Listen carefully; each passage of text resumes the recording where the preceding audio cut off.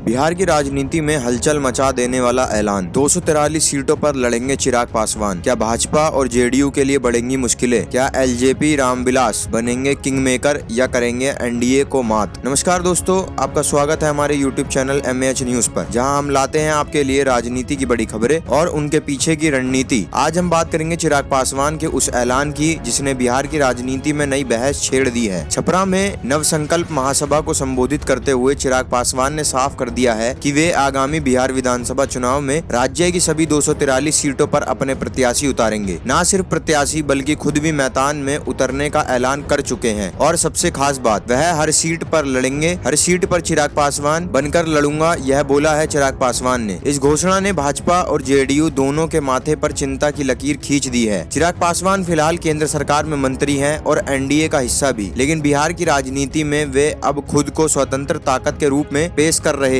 इसका मतलब साफ है, एनडीए के अंदर अब फ्रेंडली फाइट नहीं बल्कि सीधी टक्कर हो सकती है। यदि सीट बंटवारे पर सहमति नहीं बनी तो यह टकराव विपक्ष के बीच गोल्डन चांस बन सकता है। एलजेपी रामविलास जिस इलाकों में मजबूत रही है वो है दलित, महादलित और युवा वोटर्स। ये वो वर्ग है जो एनडीए का परंपरागत वोट बैंक रहा जाता है। जब चिराग पासवान का हर सीट पर लड़ना सीधा इस वोट बैंक में सेंध लगाने जैसा होगा। आरक्षण, डेमिसाइल नीति और कानून व्यवस्था जैसे मुद्दों पर चिराग पासवान का स्वतंत्र रुख उन्हें एक अलग पहचान दे रहा है। जब एक सहयोगी दल केंद्र में मंत्री पर संभालते हुए भी राज्य में स्वतंत्र चुनावी रणनीति अपनाता है तो यह एनडीए के भीतर एक साइलेंट शॉक की तरह होता है। क्या बीजेपी चिराग पासवान की महत्वाकांक्षाओं को साझेदारी में समेटेगी या टकराव होगा? कहा जा रहा है कि अगर सीटों पर समझौता नहीं हुआ तो एलजेपी रामविलास कई सीटों पर भाजपा जेडीयू के खिलाफ मजबूत उम्मीदवार उतार सकती है, जिससे वोट का बिखराव होगा और इसका सीधा फायदा महागठबंधन को मिल सकता है। पटना में व्यवसायी गोपाल खेमका की हत्या मामला उठाकर चिराग पासवान ने सुशासन पर सवाल खड़े किए। सरकार का हिस्सा होते हुए भी कानून व्यवस्था पर खुलकर आलोचना, ये चिराग की दोहरी रणनीति को दर्शाता है। अब बड़ा सवाल यह है कि चिराग पासवान बिहार में एनडीए के लिए चैलेंजर बनेंगे या फिर बने रहेंगे एनडीए के ही साथी। क्या बीजेपी एलजेपी में बने कोई नई समीकरण या होगा सीधा मुकाबला? एक बात तय है, चिराग पासवान अब बिहार की रणनीति और राजनीति में सिर्फ एक युवा चेहरा नहीं बल्कि एक निर्णायक शक्ति बनकर उभरने की तैयारी कर चुके हैं। तो दोस्तों, आपको क्या लगता है, क्या चिराग पासवान बिहार की राजनीति में नया समीकरण बनाएंगे? क्या बीजेपी और जेडीयू को नुकसान होगा? नीचे कमेंट बॉक्स में अपनी जरूर राय बताएं। वीडियो पसंद आए हो तो लाइक करें, शेयर करें और चैनल को सब्सक्राइब करना ना भूलें। मिलते हैं अगली वीडियो में एक और बड़े राजनीतिक विश्लेषण के साथ। जय हिंद।